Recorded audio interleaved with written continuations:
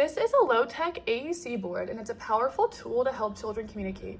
AAC stands for Augmentative and Alternative Communication, which just means different ways for children to be heard, understood, and included. This board lets them point to pictures or words to show what they need, how they feel, or what they want to say. On one side we have English, and on the other side there is a Spanish side.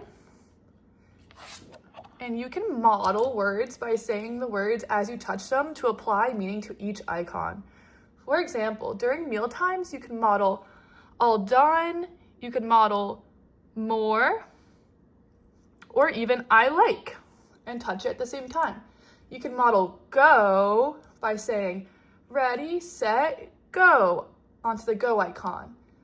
Feel free to add any personalized vocabulary on the sides to any of the empty space. Think of it like showing them how to use a tool, just as we model holding a toothbrush for brushing teeth. Modeling requires consistency and connection. Your child may begin to independently point to these words and on the communication board as they begin to learn.